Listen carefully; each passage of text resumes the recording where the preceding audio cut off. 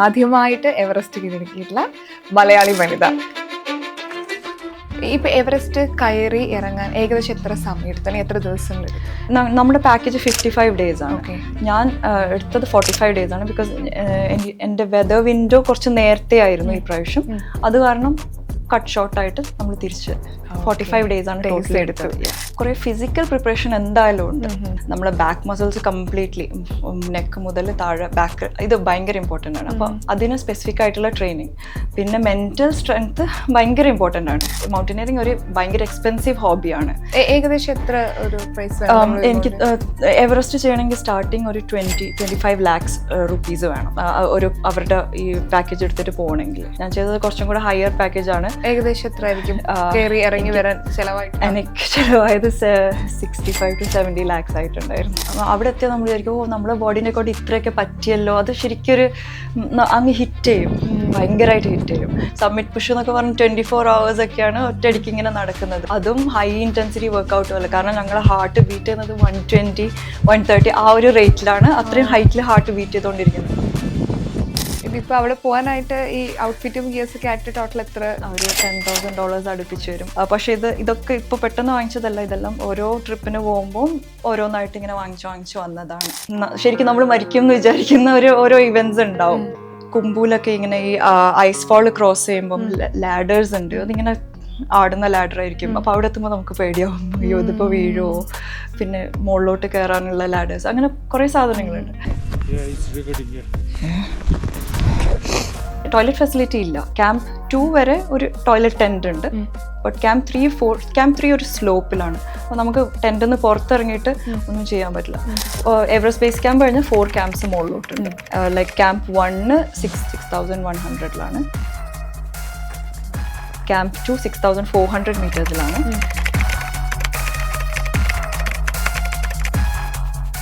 Camp 3 7,000 മീറ്ററിലാണ്.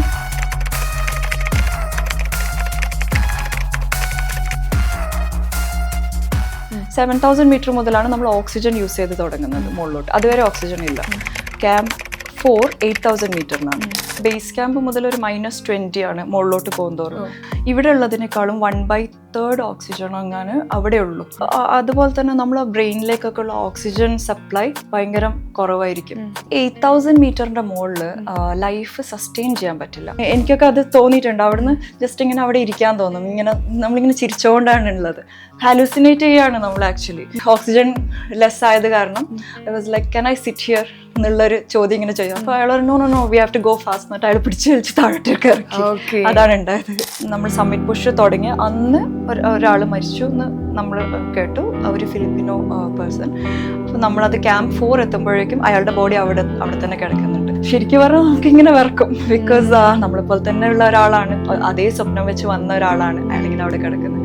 അയാളെ cross ചെയ്തിട്ട് വേണം പോവാൻ ക്യാമ്പ് 4 എത്താൻ. എന്തായിരുന്നു ഇവിടുത്തെ ഒരു റീസൺ?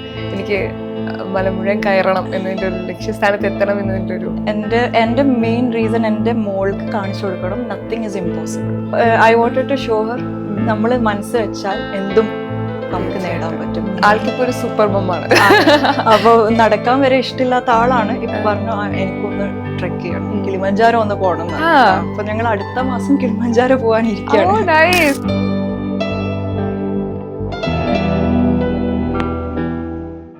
ഹായ്, ഹലോ, നമസ്കാരം. സൈനസത് പ്ലസിന്റെ എല്ലാ പ്രേക്ഷകർക്കും സ്വാഗതം. This is me Shijina Jose Prakash. ലോകത്തിലെ ഏറ്റവും വലിയ കൊടുമുടിയായിട്ടുള്ള എവറസ്റ്റ് കീഴടക്കിയ ആദ്യ മലയാളി വനിതയാണ് ഇന്ന് എൻ്റെ കൂടെ ജോയിൻ ചെയ്യുന്നത്. ഒരുപാട് സ്നേഹത്തോടെ സ്വാഗതം ചെയ്യുന്നു സഫ്രീന. Thank you. സ്വാഗതം. ഒരുപാട് പ്രൗഡായിട്ടാണ് ഞാനിവിടെ ഇരിക്കുന്നത്. കാരണം ആദ്യമായിട്ട് എവറസ്റ്റ് കീഴടക്കിയിട്ടുള്ള മലയാളി വനിത. സോ ഒത്തിരി ഫോൺ കോളുകൾ വരുന്നുണ്ടാവും, ഒരുപാട് പേര് അല്ലേ സന്തോഷമായിട്ട് മെസ്സേജസ് വരുന്നുണ്ടാവും. എങ്ങനെയുണ്ട് ഇപ്പോഴത്തെ ഈ ഫീല്? ശരിക്കും അഭിമാനമുണ്ട് ഇത് ചെയ്യാൻ പറ്റിയതിൽ. പിന്നെ ഒരുപാട് പേര് വിളിക്കുന്നുണ്ട്, ഭയങ്കര മോട്ടിവേറ്റഡ് ആയി എന്ന് പറഞ്ഞിട്ട്, ഭയങ്കര ഇൻസ്പിറേഷൻ ആണ്. അപ്പൊ അതൊക്കെ കേൾക്കുമ്പോൾ ഭയങ്കര സന്തോഷമുണ്ട്. പിന്നെ കുറെ പേര് അനുമോദിക്കാൻ വിളിക്കുന്നുണ്ട്, അവരവരുടെ സന്തോഷം പങ്കുവെക്കാൻ. അത് ഭയങ്കര ഒരു നല്ല എക്സ്പീരിയൻസ് ആണ്. എല്ലാം എൻജോയ് ചെയ്തോണ്ടിരിക്കും. ഞാൻ നാട്ടിൽ വന്നിട്ട് അതൊക്കെ എൻജോയ് ചെയ്യാണ്. ഇപ്പൊ കണ്ണൂരുകാരിയാണ്, ഞാനൊരു കണ്ണൂരുകാരിയാണ്. ഇപ്പൊ ഖത്തറിലാണ് ഇപ്പൊ സെറ്റിൽഡ് ആയിട്ടുള്ളത്. പണ്ട് നമ്മൾ കണ്ണൂരൊക്കെ ഈ മരത്തിൽ കയറുമ്പോ പേരെ ആൾക്കാർ പറയും മരം കയറി എന്നൊക്കെ പറയും. എങ്കിലും പെൺകുട്ടികൾക്ക് ഈ മലകൾ കയറാനും ഈ മരത്തിൽ കയറാനും പുഴകൾ ചാടി കയറാനും ഒക്കെ ഒത്തിരി ഇഷ്ടം ഉണ്ടാവും. പക്ഷെ നമ്മൾ ആരും സമ്മതിക്കാറില്ല. ഈ മലകളോടൊക്കെ പണ്ട് മുതലൊരു ഇഷ്ടം ഉണ്ടായിരുന്നോ? അഡ്വഞ്ചർ ഇഷ്ടമുണ്ടായിരുന്നു. അങ്ങനെ മലകളോടൊന്നും പറയാൻ പറ്റില്ല. ബട്ട് ഞാൻ അധികം ഗൾഫിലാണ് വളർന്നത്. അപ്പൊ 4 ചുമരിന്റെ ഉള്ളിലാണ് പൂട്ടിയിട്ടിട്ടാണ്. അവിടെ കാലാവസ്ഥ ഭയങ്കര മോശമാണല്ലോ. അപ്പൊ നമ്മൾ ഔട്ട്ഡോർ ആക്ടിവിറ്റീസ് ഭയങ്കര കുറവാണ്. സ്കൂളിലെ സ്പോർട്സ് അങ്ങനെ അല്ലാതെ വേറെ ഒന്നും ചെയ്യില്ല. അപ്പോൾ ഇതൊരു എന്താ പറയുക, ഒരു നമ്മൾ ചെയ്യാത്തൊരു കാര്യത്തോട് നമുക്കൊരു ഇതുണ്ടാവുമല്ലോ. അങ്ങനെയുള്ളൊരു ഇഷ്ടമാണ്. മല കയറണം എന്നുണ്ടായിരുന്നു. ഒരു എന്താ പറയുക, ടെൻ്റൊക്കെ കെട്ടി അതിൽ താമസിക്കുക, അങ്ങനെയൊക്കെ ഉള്ളൊരു. കല്യാണം കഴിഞ്ഞപ്പോൾ ഞാൻ ഹസ്ബൻഡിൻ്റെ അടുത്ത് അതിങ്ങനെ പറയായിരുന്നു. ഫൈനലി ചാൻസ് കിട്ടിയത് ഒരു 5 വർഷം മുന്നേ ആണ്. അപ്പോൾ അത് ഭയങ്കരമായിട്ട് എൻജോയ് ചെയ്തു. ആ ഒരു റോ ലൈഫ്, ഒന്നും ലക്ഷറി ഒന്നും ഇല്ലാത്തൊരു ലൈഫ്. ടോയ്ലറ്റിൽ പോകാൻ ടോയ്ലറ്റ് ഇല്ല. അപ്പോൾ അങ്ങനെ വന്നൊരു ഇഷ്ടമാണിത്. ഈ എവറസ്റ്റ് എന്ന് പറഞ്ഞ ഒത്തിരി പേരുടെ ഒരു ആഗ്രഹമാണ്. ഇപ്പൊ മൗണ്ടൈനിൽ കയറുക അല്ലെങ്കിൽ ട്രക്കിംഗ് നടത്താന്നൊക്കെ പറഞ്ഞ ഒത്തിരി പേരുടെ ആഗ്രഹമാണ്. എത്ര മലകള് കയറി ഇറങ്ങിയിട്ടുണ്ട് ശരിക്കും ഇപ്പോൾ? ആക്ച്വലി 2016 നമ്മൾ UK പോകുന്നത്. യു കെയിൽ ഒരുപാട് ഇങ്ങനെ 1 day ട്രെക്സ് ഉണ്ട്. അപ്പോൾ അത് വെച്ചിട്ടാണ് നമ്മൾ അന്ന് സ്റ്റാർട്ട് ചെയ്തത്. ഹൈ ഓൾട്ടിറ്റ്യൂഡ് മൗണ്ടൻ കിളിമഞ്ചാരോ, അതൊരു 5 years മുന്നെയാണ്. അപ്പോൾ മറ്റേതൊന്നും ടെൻ്റ് അടിച്ചൊന്നുമില്ല. ജസ്റ്റ് നമ്മൾ വണ്ടി അവിടെ താഴെ പാർക്ക് ചെയ്യും, മുകളിൽ വരെ പോകും, തിരിച്ചിറങ്ങും. സോ അങ്ങനെ അതായിരുന്നു നമ്മുടെ ഫസ്റ്റ് എക്സ്പോഷർ ഈ ട്രെക്കിങ്ങിലോട്ട്. ഒരു ട്രെക്കിന് പോയപ്പോൾ ഫസ്റ്റത്തെ ട്രെക്കായിരുന്നു. ഹാഫ് എത്തുമ്പോഴേക്കും ഞാനും ഹസ്ബൻഡും ക്ഷീണിച്ച് പണിയായി. നമ്മൾ എന്നിട്ട് തിരിച്ചിറങ്ങാൻ വേണ്ടി നിൽക്കുകയായിരുന്നു. അപ്പോഴുണ്ട് മുകളിൽ നിന്ന് ഒരു 80-year-old ലേഡി ഒറ്റയ്ക്ക് ഇറങ്ങി വരുന്നു. വയസ്സായ വടി ഒന്നുമില്ലാതെ സ്ലോപ്പ് നല്ല ഭംഗിയിൽ ഇറങ്ങി വരിക താഴോട്ടേക്ക്. അപ്പോൾ അവർ വെച്ച് നിങ്ങൾ എവിടത്തേക്കാണ് പോകുന്നത്? നമ്മൾ പറഞ്ഞു നമുക്ക് ഇവിടെ നിർത്തി നമ്മൾ തിരിച്ചു പോകുന്നത് നമുക്കാവുന്നില്ല. അപ്പോൾ അവർ പറഞ്ഞു ഐ ക്യാൻ ഡു ഇറ്റ്. ഇത്ര യങ് ആയിട്ടുള്ള നിങ്ങൾ തിരിച്ചു പോകുന്നത് അക്സെപ്റ്റബിൾ അല്ല, എന്തായാലും മുകളിൽ പോകണം. The view at the end is worth it, എന്തായാലും പോകണം എന്ന് പറഞ്ഞു. അങ്ങനെ അവർ നിർബന്ധിച്ച് നമ്മൾ അവിടെ പോയി. ഭയങ്കര പാടായിരുന്നു, but the view was worth it. Surprise view പോയിന്റോ അങ്ങനെ എന്തോ ആയിരുന്നു, എനിക്ക് ഓർമ്മയില്ല വേർഡ്. അതായിരുന്നു നമ്മളെ സ്റ്റാർട്ടിങ്. അത് കഴിഞ്ഞിട്ട് നമ്മൾ കുറേ ചെറിയ ചെറിയ ട്രെക്സ് ഇങ്ങനെ ചെയ്തു. UK ബെൻ നെവീസ് അങ്ങനെ ചെയ്തു. പിന്നെ കിളിമഞ്ചാരോ പോയി. അതായിരുന്നു ഫസ്റ്റ് ഹൈ ഓൾട്ടിറ്റ്യൂഡ് മൗണ്ടൻ. അത് നമുക്ക് ഭയങ്കര ഒരു നല്ല എക്സ്പീരിയൻസ് ആയിരുന്നു. ഭയങ്കര ഡിഫറെൻറ്റ് എക്സ്പീരിയൻസ്. അത് 6,000 അടുത്താണ് കിളിമഞ്ചാരോ വരുന്നത്. അത് കഴിഞ്ഞ് നമ്മൾ അക്കോൺകാഗോ പോയി. അത് അർജന്റീനയിലാണ്. അത് 7,000 മീറ്റേഴ്സിൻ്റെ അടുത്ത് വരും. ഓക്കെ. ബേസ് ക്യാമ്പ് ട്രെക്ക് ചെയ്തിട്ടുണ്ട്, എൽബ്രസ് മൗണ്ടൻ ചെയ്തിട്ടുണ്ട് റഷ്യയിൽ. ഇതൊക്കെ 7 സമ്മിറ്റ്സിൽ വരുന്ന 2-3 പീക്സ് ആണ്. പിന്നെ അങ്ങനെ എവറസ്റ്റ് എത്തി. പിന്നെ ഇതിൻ്റെ ഇടയിൽ ഞാൻ കസാക്കിസ്ഥാൻ, അങ്ങനെ സ്പെയിൻ, അവിടെ എവിടെയൊക്കെ ചെറുതായിട്ട് ട്രെക്കും പിന്നെ മൗണ്ടനറിങ് കോഴ്സസും ചെയ്തിട്ടുണ്ട്. ഓക്കെ. ഇപ്പം എവറസ്റ്റ് കീഴടക്കാം അല്ലെങ്കിൽ എനിക്ക് എവറസ്റ്റ് കീഴടക്കണം എന്ന് ആഗ്രഹം തോന്നിയപ്പോഴാണ്, അല്ലെങ്കിൽ അങ്ങനെ ഒരു പ്ലാൻ തുടങ്ങിയത് എപ്പോഴാണ്? അത് ഈ 7,000 മീറ്റർ പീക്ക് ചെയ്തപ്പം, അതായത് അർജന്റീനയിൽ അക്കോൺകാഗോ ചെയ്തപ്പോൾ. അപ്പോൾ നമ്മൾ മൗണ്ടനിയേഴ്സിന് ഒരു പ്രശ്നമുണ്ട്. നമ്മൾ ഒരു മൗണ്ടൻ ചെയ്താൽ പിന്നെ എപ്പോഴും അതിൻ്റെ മുകളിലോട്ടേക്കാണ് നോക്കാൻ. ഇത് ഹിറ്റ് ചെയ്തല്ലോ, ഇനി ഇതിനും മുകളിൽ പോകണം. അപ്പോൾ അക്കോൺകാഗോ പോയപ്പം ഉണ്ടായിരുന്നൊരു ഡ്രീമാണ് അടുത്തൊരു 2 to 3 yearsൻ്റെ ഉള്ളിൽ എന്തായാലും ഒന്ന് എവറസ്റ്റ് പറ്റുമെങ്കിൽ ചെയ്യണം എന്നുള്ളത്. ഞാൻ എൻ്റെ ഹസ്ബൻഡ് ഒന്നിച്ചായിരുന്നു. നമ്മൾ ഒന്നിച്ച് ടോപ്പ് ഓഫ് ദ വേൾഡ് നിൽക്കണം എന്നായിരുന്നു ആഗ്രഹം. അത് നടന്നിട്ടില്ല, ബട്ട് ഞാൻ പോയി വന്നു. ഇപ്പം എവറസ്റ്റിൽ പോകണം എന്ന് ആഗ്രഹിക്കുന്ന സമയത്ത് എന്തൊക്കെ പ്രിപ്പറേഷനാണ് ചെയ്യേണ്ടത് ശരിക്കും? ഇപ്പോൾ ഒരു സാധാരണക്കാർക്ക് ചിലപ്പം എവറസ്റ്റിൽ പോകണം എന്നൊരു അല്ലെങ്കിൽ കീഴടക്കണം എന്ന് ആഗ്രഹം ഉണ്ടാവും, പക്ഷെ നമുക്ക് അറിയില്ല ഇത് എങ്ങനെ പോകണം, അതിൻ്റെ ഒരു പ്രിപ്പറേഷൻ എങ്ങനെയാണ് ശരിക്കും? കുറേ ഫിസിക്കൽ പ്രിപ്പറേഷൻ എന്തായാലും ഉണ്ട്.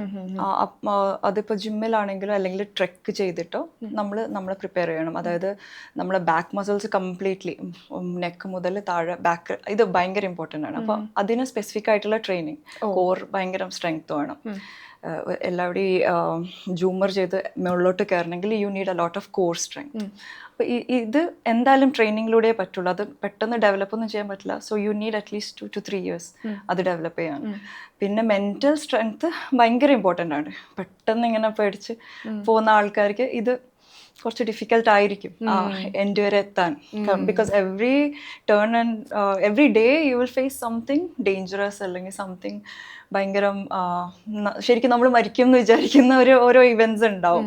അപ്പോൾ അതിലൊക്കെ പിടിച്ചു നിന്ന് മുന്നോട്ട് പോകാനുള്ള ഒരു മനോധൈര്യം വേണം. ഇത് രണ്ടാമത്. മൂന്നാമത്തത് വി നീഡ് ഫൈനാൻഷ്യൽ ഇത്. ബിക്കോസ് മൗണ്ടനിയറിങ് ഒരു ഭയങ്കര എക്സ്പെൻസീവ് ഹോബിയാണ്.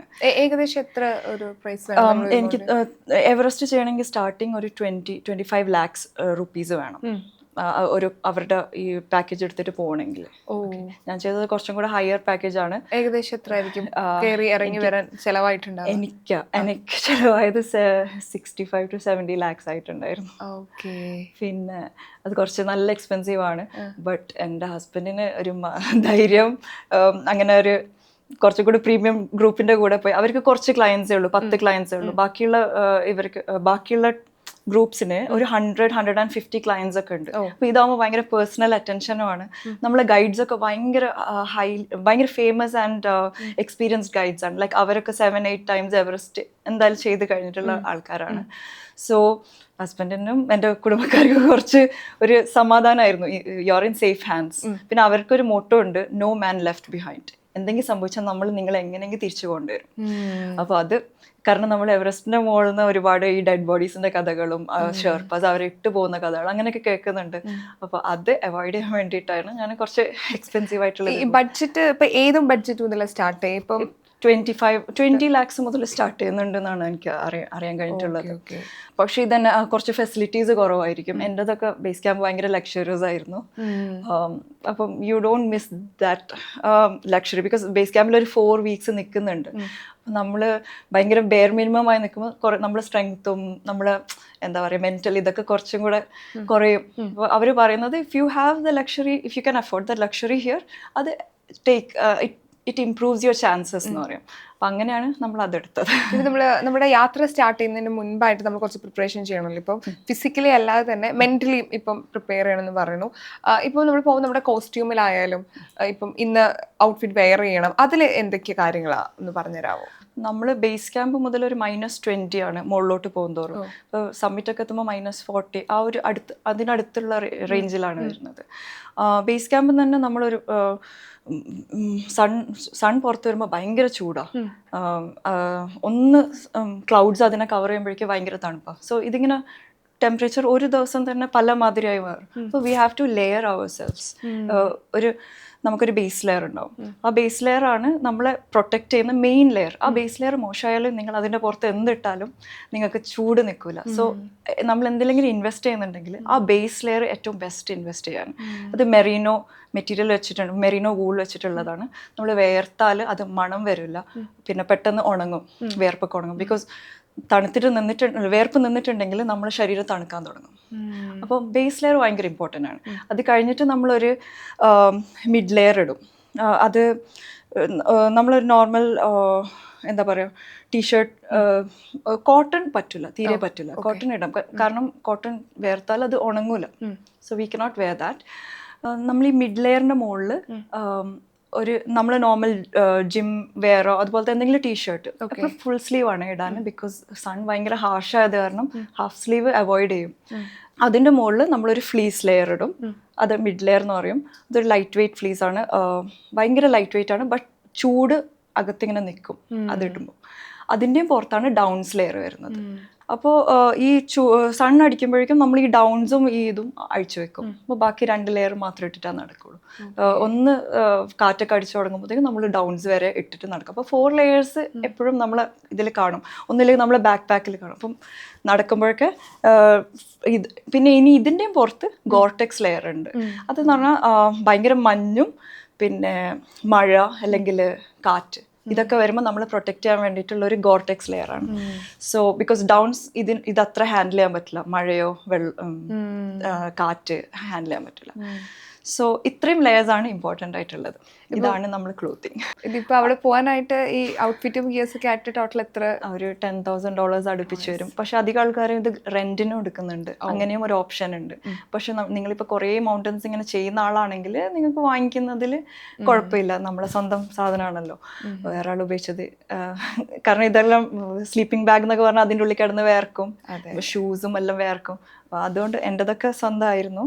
പക്ഷെ ഇതൊക്കെ ഇപ്പോൾ പെട്ടെന്ന് വാങ്ങിച്ചതല്ല. ഇതെല്ലാം ഓരോ ട്രിപ്പിന് പോകുമ്പോൾ ഓരോന്നായിട്ട് ഇങ്ങനെ വാങ്ങിച്ചു വന്നതാണ്. ആ തണുപ്പിനെ നിന്ന് നമ്മളെ രക്ഷിക്കാൻ. കാരണം നമ്മളെ ബോഡി തണുത്ത് കഴിഞ്ഞാൽ പിന്നെ ഭയങ്കര ബുദ്ധിമുട്ടാണ് അത് വാമപ്പ് ചെയ്ത് ഒരു ആക്ടിവിറ്റി ചെയ്യാൻ വേണ്ടിയിട്ട്.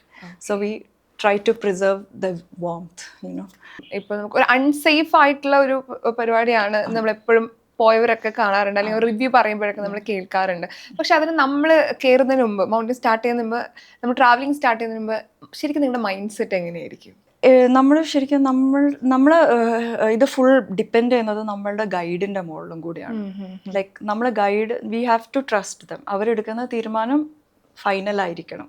ലൈക്ക് നമ്മൾ അങ്ങനെ ട്രസ്റ്റ് ചെയ്യുന്ന ഗൈഡ് ഉണ്ടെങ്കിൽ നമുക്ക് അത്രയും നല്ലത്. ബിക്കോസ് ഒരുപാട് പേര് ഗൈഡ് പറയുന്ന കേൾക്കാണ്ട് പോകുന്നുണ്ട്. അങ്ങനെയൊക്കെ എന്താ പറയുക, അപകടം സംഭവിക്കുന്നുണ്ട്. ഇപ്പോൾ ഗൈഡ് പറയും you are tired, you can not go up, you need to go back. ചിലപ്പോൾ അയാൾ പറയും ഇല്ല എനിക്ക് പറ്റില്ല, എനിക്ക് എന്തായാലും മേളിലെത്തിയേ പറ്റുള്ളൂ എന്ന് പറയുന്ന ആൾക്കാരുണ്ട്. പക്ഷെ നമ്മൾ ഗൈഡിനെ വിശ്വസിക്കണം. ലൈക്ക് ബിക്കോസ് മൗണ്ടനിൽ എന്തെങ്കിലും സംഭവിച്ചാൽ തിരിച്ചു കൊണ്ടുവരാൻ അവർ മാത്രമേ ഉള്ളൂ, വേറെ ആരും വരില്ല നമ്മളെ ഹെൽപ്പിന്. സോ അത് ഒരു mindset. Like you have to be ready to accept what the guide says. ആ ഒരു മെൻറ്റാലിറ്റി, ഹംബ്ലിങ് മെൻറ്റാലിറ്റി എന്തായാലും ഉണ്ടാവണം. പിന്നെ മൗണ്ടൻ ആണ്, പണക്കാരനാണോ പാവപ്പെട്ടവനാണോ ഒന്നും നോക്കൂല. ആർക്കും എന്തും സംഭവിക്കാം. എപ്പോഴും നമ്മൾ ഈ ലക്ഷ്യത്തിൽ എത്താൻ വേണ്ടിയിട്ട് എന്തെങ്കിലും ഒരു സ്ട്രോങ് റീസൺ ഉണ്ടാവണം. ആ റീസണിൽ മുറുക്കി പിടിക്കാൻ നമുക്ക് പറ്റണം. ഇല്ലെങ്കിൽ നമ്മൾ എപ്പോഴും കാല് പതറിയിട്ട് പകുതി വഴിക്കുന്ന നിന്ന് നിർത്തി തിരിച്ചു വരാൻ തോന്നും. അതെപ്പോഴും അത് നമ്മൾ എന്താ പറയുക, നമ്മൾ ആലോചിക്കാൻ പറ്റാത്ത പല എക്സ്പീരിയൻസസ് ഉണ്ടാവും. പെട്ടെന്നായിരിക്കും വെതർ മാറുക. അപ്പോൾ നമുക്കത് നമ്മൾ ഓൾറെഡി ഭയങ്കര ടയേർഡായിരിക്കും. അപ്പോൾ ഇങ്ങനെ ഓരോ ഇത് ഹാൻഡിൽ ചെയ്യേണ്ടി വരും. പിന്നെ ആ കുമ്പൂലൊക്കെ ഇങ്ങനെ ഈ ഐസ് ഫാൾ ക്രോസ് ചെയ്യുമ്പം ലാഡേഴ്സ് ഉണ്ട്. അതിങ്ങനെ ആടുന്ന ലാഡർ ആയിരിക്കും. അപ്പോൾ അവിടെ എത്തുമ്പോൾ നമുക്ക് പേടിയാവും, അയ്യോ ഇതിപ്പോൾ വീഴുമോ. പിന്നെ മുകളിലോട്ട് കയറാനുള്ള ലാഡേഴ്സ്, അങ്ങനെ കുറേ സാധനങ്ങളുണ്ട്. സോ ഇടയ്ക്ക് വിചാരിക്കും ഞാൻ ചിലപ്പോൾ ഇപ്പം മരിച്ചു പോകും. ഞങ്ങളൊക്കെ നടക്കുമ്പോൾ ഞങ്ങൾ നടക്കുന്നതിൻ്റെ സൈഡിൽ നിന്ന് തന്നെ ഇത് ആവലാഞ്ച് ഇതുണ്ടായിട്ട് ഐസ് ഫോൾ ഫുൾ ക്രാക്ക് ചെയ്ത് വീണു. എല്ലാവരും ഭയങ്കര പേടിച്ച് തിരിച്ചോടി. സോ ഇതെന്ന് പറഞ്ഞാൽ നമ്മൾ ശരിക്കും ഷെയ്ക്ക് ചെയ്യുന്നത്. അപ്പം നമുക്ക് ആ സ്ട്രോങ് മെന്റൽ ഇതില്ലെങ്കിൽ വി വിൽ ഗിവ് അപ്പ്. അവിടെ നിന്ന് തന്നെ നിർത്തി, ഇനി മതി, ഞാൻ വീട്ടിൽ പോവാം. അങ്ങനെ ഞാൻ ഒരുപാട് പ്രാവശ്യം തോന്നിയിട്ടുണ്ട്. അപ്പോഴൊക്കെ ഹസ്ബൻഡിനെ വിളിക്കും, പുള്ളിക്കാരൻ പറയില്ല, you are the strongest person I know, you have to continue. Safe, എത്രത്തോളം സേഫ് ആണ്, and trust your guide, you got one of the best guides. അപ്പം അങ്ങനെ നമ്മുടെ ലക്ഷ്യത്തിനൊരു റീസൺ ഉണ്ടെന്ന് പറയല്ലേ, എന്തായിരുന്നു ഇവിടുത്തെ ഒരു റീസൺ? എനിക്ക് മലമുഴൻ കയറണം എന്നതിൻ്റെ ഒരു ലക്ഷ്യസ്ഥാനത്ത് എത്തണം എന്നതിൻ്റെ ഒരു എൻ്റെ മെയിൻ റീസൺ എൻ്റെ മോൾക്ക് കാണിച്ചു കൊടുക്കണം, നത്തിങ് ഈസ് ഇമ്പോസിബിൾ. മോള് 15 years old ആണ്. അപ്പോൾ അവൾ ഒന്നിലും വലിയൊരു എന്താ പറയുക ഇൻട്രസ്റ്റ് കാണിക്കാത്ത ഒരാളാണ്. അപ്പോൾ അവൾ എന്ത് പറഞ്ഞാൽ that's okay, I don't want to be, I don't want to take part in that competition, it's not big deal. അങ്ങനെ അപ്പോൾ I wanted to show her, നമ്മൾ മനസ്സ് വെച്ചാൽ എന്തും നമുക്ക് നേടാൻ പറ്റും. എവറസ്റ്റ് ആണെങ്കിലും എന്താണെങ്കിലും. ആൾക്കിപ്പോ ഒരു സൂപ്പർ മമ്മാണ്. അപ്പോൾ നടക്കാൻ വരെ ഇഷ്ടമില്ലാത്ത ആളാണ്. ഇപ്പൊ പറഞ്ഞു എനിക്കൊന്ന് ട്രെക്ക് ചെയ്യണം, കിളിമഞ്ചാരോ ഒന്ന് പോകണം. അപ്പൊ ഞങ്ങൾ അടുത്ത മാസം കിളിമഞ്ചാരോ പോകാനിരിക്കുകയാണ്. മാറ്റങ്ങൾ വന്നു തുടങ്ങി. കേട്ടപ്പോൾ നമുക്ക് ഭയങ്കര സന്തോഷമായി. As a family we are going to Kilimanjaro next month. ഇപ്പം ടെക്നിക്കലി നമുക്ക് അറിയണമെന്നുണ്ട്. ഇപ്പൊ നമുക്ക് അവിടെ റേഞ്ച് ഉണ്ടാവില്ല, അതിനായിട്ട് നിങ്ങൾക്ക് നിർദ്ദേശങ്ങളൊക്കെ കൈമാറാൻ വേണ്ടി ഒരു ആപ്പ് ഉണ്ടോ? ടെക്നിക്കലി അങ്ങനെയുള്ള എന്തെങ്കിലും ഉണ്ടോ? ബേസ് ക്യാമ്പ് വരെ ഇതുണ്ട്. സ്റ്റാർലിങ്ക് അല്ല, എവറസ്റ്റ് ലിങ്ക് എന്ന് പറഞ്ഞൊരു സാറ്റലൈറ്റ് കമ്മ്യൂണിക്കേഷൻ ഉണ്ട്. അപ്പോൾ നമുക്ക് വൈഫൈ എല്ലാവർക്കും ഉണ്ട് ബേസ് ക്യാമ്പിൽ. അത് വെതർ മോശമാകുമ്പോൾ കിട്ടില്ല, but most of the time ഉണ്ട്. പിന്നെ മുകളിലോട്ട് പിന്നെ ഞാൻ ഗാർമിൻ GPS ട്രാക്കർ വാങ്ങിയിട്ടുണ്ടായിരുന്നു. അപ്പോൾ അതിൽ മെസ്സഞ്ചർ, അതിൽ എനിക്ക് ഹസ്ബൻഡിനെ മെസ്സേജ് ചെയ്യാൻ പറ്റും. അത് കണക്ഷൻ എടുത്തിട്ടുണ്ടായിരുന്നു ഗാർമിൻ്റെ. അപ്പോൾ സബ്മിറ്റ് വരെ എനിക്ക് ഫോണിൽ ഹസ്ബൻഡിനെ മെസ്സേജ് ചെയ്യാം വേണമെങ്കിൽ. ഓക്കേ. ഇപ്പം എവറസ്റ്റ് കീഴടക്കുക എന്ന് പറയുന്ന ഒത്തിരി പേരുടെ ആഗ്രഹമാണ്. അത് പരാജയപ്പെട്ട് ഒത്തിരി പേര് തിരിച്ചു വന്നിട്ടുണ്ട്. ഒരുപാട് പേരുടെ ജീവൻ നഷ്ടമായിട്ടുണ്ട്.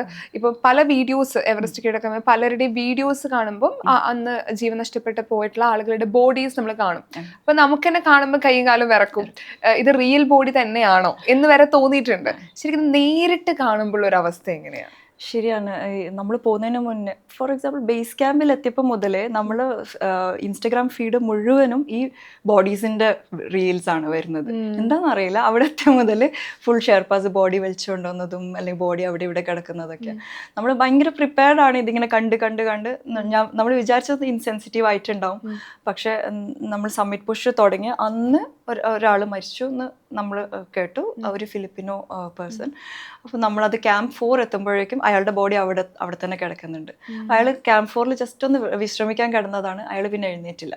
അപ്പോൾ അതാണ് ഉണ്ടായത്. അപ്പോൾ ഇത് ആളാണെങ്കിൽ ഭയങ്കര എക്സ്പീരിയൻസ് മൗണ്ടനിയറും ആണ്. അപ്പോൾ ഇതൊക്കെ നമ്മൾ ആ ബോഡി ഫേസ് ചെയ്യുമ്പം ശരിക്കും പറഞ്ഞാൽ നമുക്കിങ്ങനെ വിറക്കും. ബിക്കോസ് നമ്മളെപ്പോലെ തന്നെ ഉള്ള ഒരാളാണ്, അതേ സ്വപ്നം വെച്ച് വന്ന ഒരാളാണ് അയാളിങ്ങനെ അവിടെ കിടക്കുന്നത്. അയാളെ ക്രോസ് ചെയ്തിട്ട് വേണം പോവാൻ ക്യാമ്പ് 4 എത്താൻ. പിന്നെ സമ്മിറ്റിൻ്റെ അടുത്ത് ഹിലാരി സ്റ്റെപ്പിൽ ഒരു പഴയൊരു ബോഡി കിടക്കുന്നുണ്ട്. ഒരു 10-25 വർഷമായിട്ടുള്ള ഒരു ഡോൺ കാഷ് എന്ന് പറഞ്ഞ ഒരാളുടെ. അയാളുടെ ഫാമിലി പറഞ്ഞു he loves mountains, so leave him there. അതുകൊണ്ട് അയാൾ ഇപ്പോഴും അവിടെ തന്നെ കിടക്കുക. എല്ലാവരും അയാളുടെ സൈഡിൽ ഒരു കുറച്ച് നേരം നിന്നിട്ടൊക്കെയാണ് പോകാൻ. ബിക്കോസ് ഹിലാരി സ്റ്റെപ്പ് കുറച്ചൊരു ടെക്നിക്കലി ഹാർഡായിട്ടുള്ള സ്ഥലമാണ്. സ്ലാൻഡിങ് റോക്സ് ആണ്, ക്ലോസ് ടു ദ സമ്മിറ്റ്. അപ്പം എന്തായാലും ആൾക്കാർ അവിടെ ടൈം സ്പെൻഡ് ചെയ്തിട്ടേ പോകുള്ളൂ. അപ്പോൾ അയാൾ ഇങ്ങനെ കണ്ടുകൊണ്ടിരിക്കും നമ്മൾ. അപ്പോഴും നമ്മൾക്കിങ്ങനെ വിറക്കും, ബിക്കോസ് എന്തും സംഭവിക്കാം. പിന്നെ നമ്മൾ സമ്മിറ്റിൻ്റെ അടുത്ത് എത്തുമ്പോഴേക്കും വേറൊരു ഇന്ത്യൻ മരിച്ചിട്ടുണ്ടായിരുന്നു. അയാളുടെ ബോഡി അവിടെ ഉണ്ടായിരുന്നു. സമ്മിറ്റ് കഴിഞ്ഞ് തിരിച്ചിറങ്ങുമ്പോൾ വേറൊരു ഇന്ത്യൻ മരിച്ചിട്ടുണ്ടായിരുന്നു. അവരുടെ ബോഡിയും ഉണ്ടായിരുന്നു. അപ്പം ഇങ്ങനെ എല്ലാം കൂടെ 4 ബോഡീസ് ആയിരുന്നു കണ്ടത്. ഇപ്പം ഒത്തിരി പേര് അങ്ങനെ മരിക്കുന്ന കാര്യങ്ങൾ പറഞ്ഞല്ലോ. അപ്പം അതിലൊരു റീസൺ എന്താണ്? ഹെൽത്ത് കണ്ടീഷൻസ് എങ്ങനെ വരുമ്പോഴാണ് ഇങ്ങനെ ഒരു മരണം സംഭവിക്കുന്നത്? അത് ഈ 8000 മീറ്ററിൻ്റെ മുകളിൽ ലൈഫ് സസ്റ്റെയിൻ ചെയ്യാൻ പറ്റില്ല. നമ്മളെ ബോഡി മരിച്ചുകൊണ്ടിരിക്കുകയാണ്. നമ്മളിപ്പോൾ സപ്ലിമെൻ്റൽ ഓക്സിജൻ ഉണ്ട്, പക്ഷെ അത് നമ്മളെ ബ്രീത്തിങ്ങിന് ഹെൽപ്പ് ചെയ്യുന്നതാണ്. ബട്ട് നമുക്കറിയാം നമ്മളുടെ ബോഡിയിലെ ഓരോ സെൽസും ബ്രീത്ത് ചെയ്യുന്നുണ്ട്. ലൈക്ക് നമ്മളുടെ കണ്ണിൻ്റെ സെൽസ്, നമ്മൾ ബ്രെയിൻ, എല്ലാ സെൽസും ബ്രീത്ത് ചെയ്യുന്നുണ്ട് ഫ്രം ദ അറ്റ്മോസ്ഫിയർ. ഓക്കെ, അപ്പോൾ ഈ 8000 മീറ്ററിൽ എത്തുമ്പം ഇവിടെ ഉള്ളതിനേക്കാളും 1/3 ഓക്സിജൻ അങ്ങനെ അവിടെ ഉള്ളൂ. അപ്പം ലൈഫ് സസ്റ്റൈനബിൾ അല്ല. പിന്നെ പ്രഷറും ഇവിടെ ഉള്ളതിനേക്കാളും 1/3 പ്രഷറും അറ്റ്മോസ്ഫിയറിക് പ്രഷറും അവിടെ ഉള്ളൂ. അപ്പോൾ ഈ സെൽ ബ്രീത്തിങ് നടക്കില്ല. അതുപോലെ തന്നെ നമ്മളെ ബ്രെയിനിലേക്കൊക്കെ ഉള്ള ഓക്സിജൻ സപ്ലൈ ഭയങ്കര കുറവായിരിക്കും. ഓക്കെ, അതാണ് one of the main reasons. അവിടെ എത്തുമ്പം ആൾക്കാർ കുറച്ച് എന്താ പറയുക, നോർമലായിട്ടല്ല, എക്സോസ്റ്റഡ് ഒക്കെ ആവുന്ന ആൾക്കാർ ഈ ബ്രെയിനിലേക്ക് ഓക്സിജൻ പോവാതെയാണ് അവർ പല മണ്ടൻ ഡെസിഷൻസ് എടുക്കുന്നത്. അപ്പോൾ ഈ പറയുന്ന താഴോട്ട് ഇറങ്ങി വരുമ്പോൾ ഉള്ള ഇന്ത്യൻ, സബ്മിറ്റ് കഴിഞ്ഞ പാടുള്ള ഇന്ത്യൻ, അയാൾ സബ്മിറ്റ് ചെയ്ത് കഴിഞ്ഞു. പിന്നെ അയാൾ അവിടെ തന്നെ ഒരു ഇരുത്തം. അയാൾ പറഞ്ഞു ഇനി ഞാൻ നടക്കൂല, എനിക്ക് വയ്യാന്ന് പറഞ്ഞു.